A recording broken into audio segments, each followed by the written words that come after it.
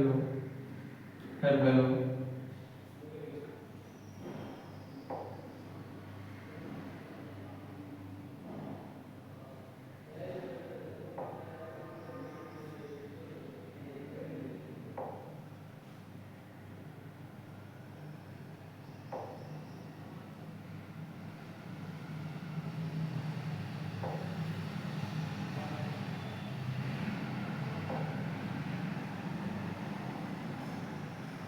Hello नमस्कार साथियों, मैं डिजिटल गौतम परमार आपके इस उपस्थित हूँ विज्ञान का पहला पाठ लेके फसल एवं उत्पादन एवं प्रबंधन, इसके बारे में आज पढ़ेंगे अपन। ये विज्ञान का पहला पाठ है। इसके अंदर बात करेंगे इस पाठ के बारे में। तो पहली बात तो है फसल क्या होती है, फसल के बारे में पूरी जानकारी बताएंगे एवं प्रबंधन, उसके प्रबंधन क्या है। देखो, इस पाठ के बारे में विस्तृत में बता देता हूँ जानकारी के अनुसार। पाठ को शुरुआत करते हैं। ग्रीष्मावकाश में पहली एवं बुझो अपने सासा के घर गए। ग्रीष्मावकाश यानी छुट्टियों के दिनों में पहले एवं बुझो अपने सासा के घर गए। किसके घर गए? सासा के घर गए। उनके सासा एक किसान है। उनके सासा एक क्या है? किसान है। सासा एक किसान है। एक दिन उन्होंने खेत में कुछ औजार देखे और उन्होंने एक दिन खेत के अंदर जाके कुछ औजार देखे जो खेत में काम आने वाले कुछ औजार देखे, जैसे कि खुरपी है, दराती है, बेलचा है, हल है इत्यादि इत्यादि। उन्होंने खेत के अंदर देखे। किन्होंने देखा? पहली और बुझो ने देखे। मैं जानना चाहता हूँ कि हम इन औजारों का उपयोग कहाँ और कैसे करते हैं। वो बोल रहा है बुझो कि मैं जानना चाहता हूँ कि इन औजारों का उपयोग कहाँ होता है और कैसे होता है।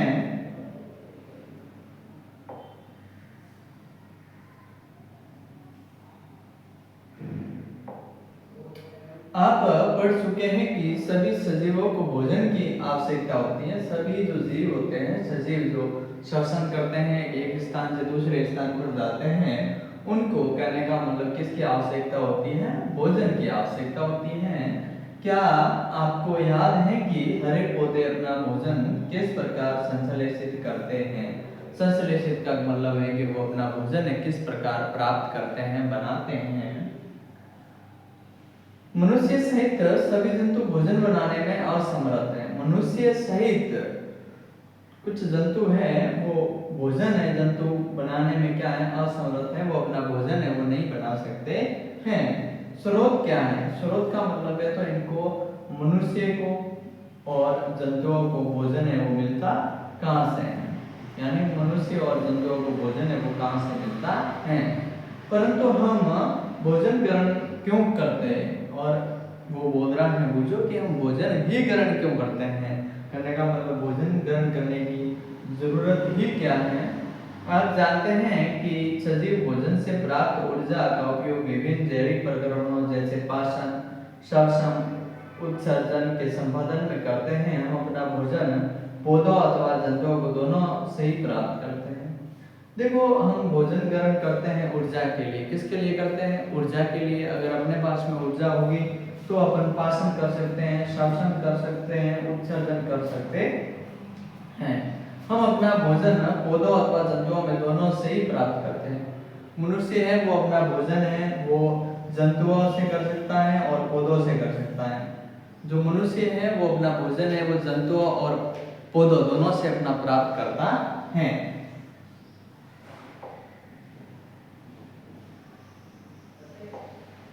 एक विशाल जनसंख्या भोजन प्रदान करने के लिए इसका नियमित उत्पादन, उचित प्रबंधन एवं वितरण आवश्यक है।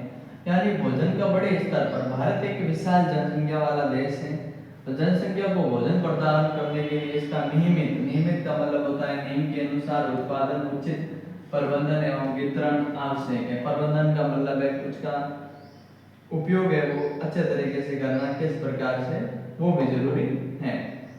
किस प्रकार से किया जाता है वो इसके अंदर बताया जाएगा। यानी उत्पादन, उचित प्रबंधन एवं वितरण आवश्यक है।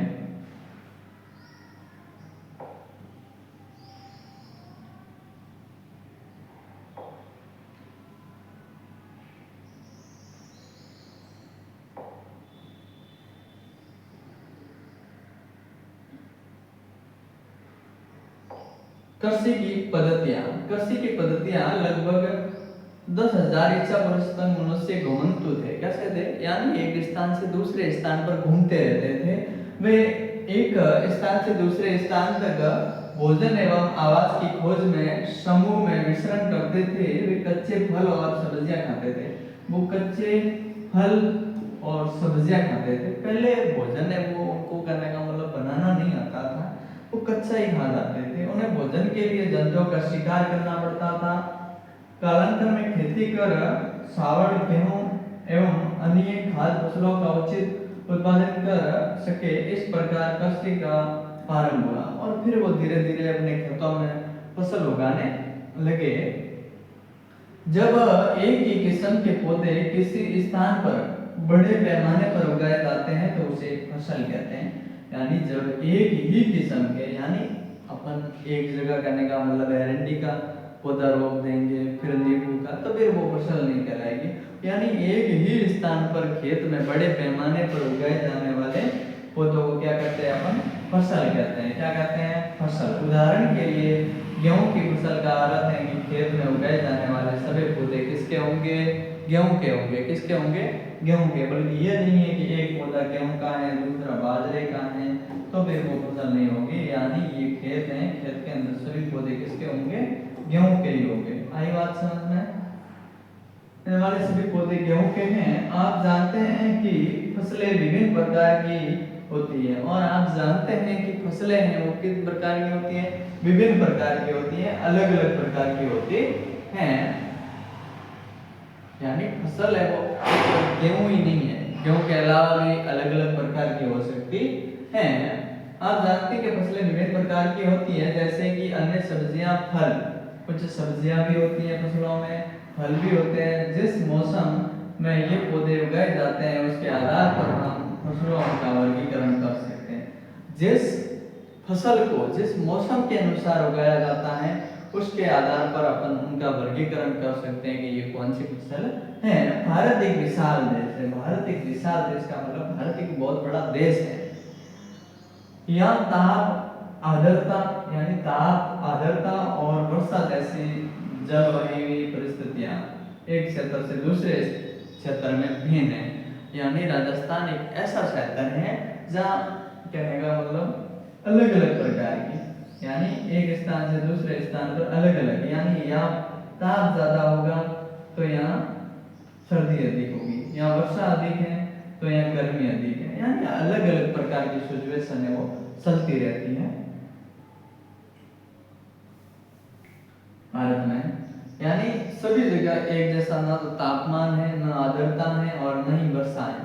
जैसे राजस्थान में वर्षा है वो कम मात्रा में होती है, लेकिन जम्मू कश्मीर वहाँ अपन देखेंगे भारत में तो फिर वहाँ है सर्दी अधिक रहती है। तो वो एक ही किस्म जगह का मतलब जहाँ यहाँ फसल उगाई जाएगी वो यहाँ नहीं उगाई जाएगी और यहाँ उगाई जाएगी, तो उनके लिए अलग अलग प्रकार की फसलें उगाई जाती हैं। उनका विभिन्न प्रकार से नामांकन किया जाता है।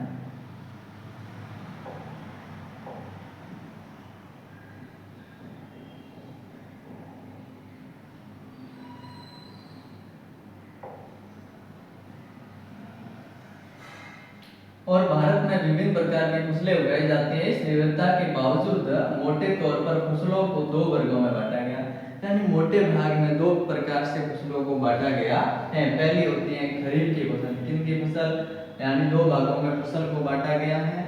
कौन सी? पहली है खरीफ की फसल, वह फसल जिसे वर्षा ऋतु में बोया जाता है, और वो फसल जिसमें वर्षा ऋतु में बोया जाता है उसे खरीफ की फसल कहते हैं। किसकी फसल कहते हैं? खरीफ की फसल कहते हैं, जिसको वर्षा ऋतु के अंदर ही उगाया जाता है। भारत में वर्षा ऋतु सामान्य जून से सितंबर तक होती है। भारत में जो वर्षा होती है वो जून से स्टार्ट होती है और सितंबर तक है वो चलती है। धान, मक्का, सोयाबीन, मूंगफली, कपास इत्यादि खरीफ फसलें, इनके अंदर धान बोया जाता है, मक्का बोया जाता है, सोयाबीन बोई जाती है, मूंगफली बोई जाती है और कपास बोई जाती है। अब बात करते हैं रबी की फसल, यानी पहली फसल है वो है अपनी खरीफ की हो गई। अब मोटे तौर पे दो ही है, फिर अपन पढ़ रहे हैं रबी की फसल। शीत ऋतु अक्टूबर से मार्च तक होती है। कब तक होती है? अक्टूबर से मार्च तक होती है तक उगाई जाने वाली फसलें रबी फसलें कहलाती है। यानी अक्टूबर से मार्च तक जो भी अपन फसल खेतों में लगाएंगे उसे बोलेंगे अपन रबी की फसल। किसकी फसल? रबी की फसल बोलेंगे। उगाई जाने वाली फसलें रबी की फसलें कहलाती हैं।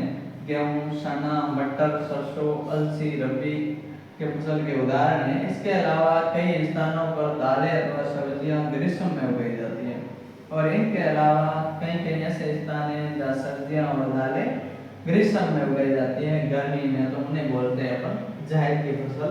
लेकिन अपने 8 क्लास के टॉपिक के अनुसार यहाँ पर ओनली फॉर फसलों के दो ही मोटे तौर पे भाग बताए गए हैं। एक तो बताया गया है खरीफ का और दूसरा बताया गया है रबी का। जायद का इसके अंदर नहीं बताया गया है। अब बात करते हैं आधारित फसल पद्धतियां। आधारित फसल पद्धतियां यानी फसल को तैयार करने के लिए क्या क्या करना पड़ता है उसके बारे में अपन विस्तृत बात करेंगे।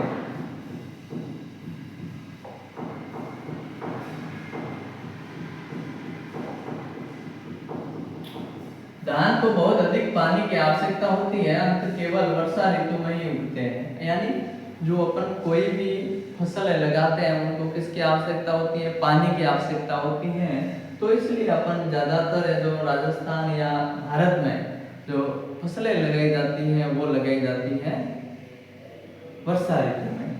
फसल उगाने के लिए किसान को अनेक क्रियाकलाप सामयिक अवधि में करने पड़ते हैं। यानी कुछ महीनों के अंदर उनको अलग क्रियाकलाप करने पड़ते हैं, कुछ काम करने पड़ते हैं खेतों के अंदर। आप देखेंगे कि ये क्रियाकलाप उस प्रकार के हैं जिनका उपयोग माड़ी अथवा सजावटी पौधे उगाने के लिए करते हैं और ये काम उसी प्रकार है जिस प्रकार माली है वो बगीचा तैयार करने के लिए करता है, जैसे सजावटी फूलों को तैयार करने के लिए करता है। क्रियाकलाप अथवा कार्य कृषि पद्धतियां जो आगे दिए गए हैं और जो इनके कार्य हैं, क्या क्या कार्य हैं कृषि पद्धतियां हैं वो आगे बताई गई हैं।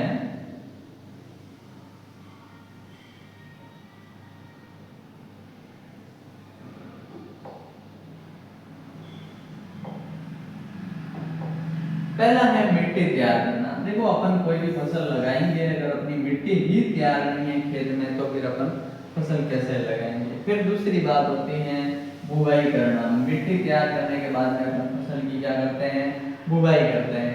बुवाई करने के बाद में उसको क्या देते हैं? उर्वरक या खाद देते हैं। क्या देते हैं? खाद, ताकि पैदावार है वो अच्छी हो। फिर करते हैं उसकी सिंचाई। बीज रोपने के बाद में क्या करते हैं?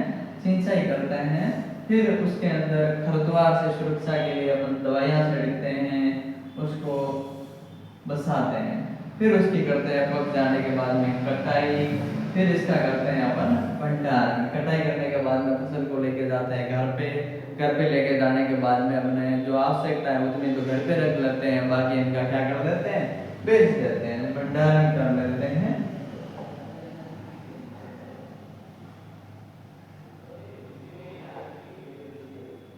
देखो मिट्टी तैयार करना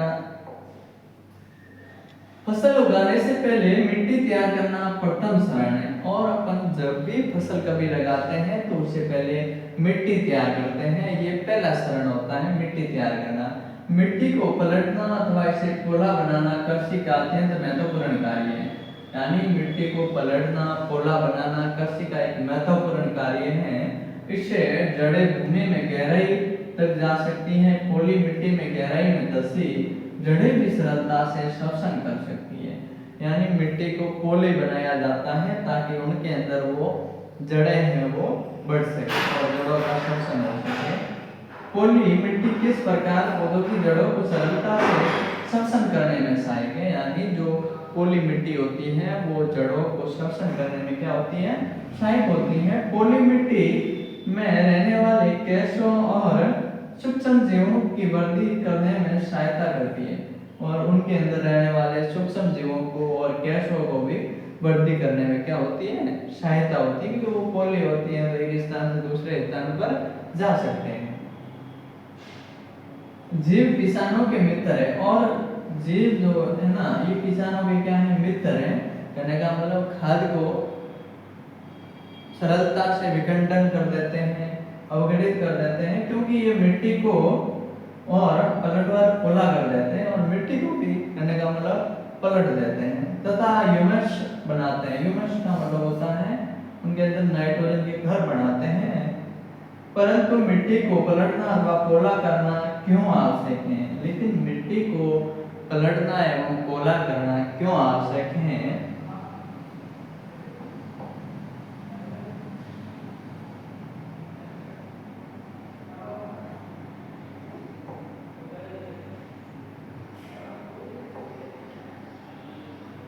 आप पिछली कक्षाओं में पढ़ चुके हैं कि मिट्टी में खनिज, जल, वायु कुछ सूक्ष्म जीव होते हैं। खनिज होते हैं, जल होते हैं, वायु होते हैं, कुछ सूक्ष्म जीव होते हैं।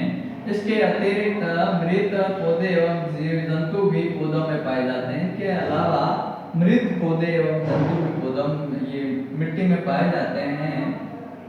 पाए जाने वाले जीवों द्वारा अवगणित होते हैं। इस परिक्रम में मृत जीवों में पाए जाने वाले पोषक मिट्टी में निरुक्त होते हैं। ये पोषक पौधों द्वारा अवशोषित कर दिए जाते हैं। यानी जो सूक्ष्म जीव होते हैं वो मिट्टी को अपघटित करते हैं, जिसके द्वारा पौधों को ऊर्जा मिलती है। क्योंकि ऊपरी परत के कुछ सेंटीमीटर की मिट्टी ही पौधों की वृद्धि में सहायक है और ऊपरी मिट्टी होती है वही पौधों की वृद्धि में सहायक है। इसे उलटना, पलटने और पोला करने में पोषक पदार्थ ऊपर आ जाते हैं और पौधे इन पोषक पदार्थों का उपयोग कर सकते हैं। जिससे करने का मतलब है पोषक तत्व वो ऊपर आ जाते हैं पलटने से। अंत मिट्टी को उलटना, पलटना एवं पोला करना फसल उगाने के लिए महत्वपूर्ण कार्य है। क्या है? महत्वपूर्ण कार्य है। तो जी हाँ, बिल्कुल अपनी क्लास आपको पसंद आई हो तो हमारे चैनल को सब्सक्राइब करें। धन्यवाद।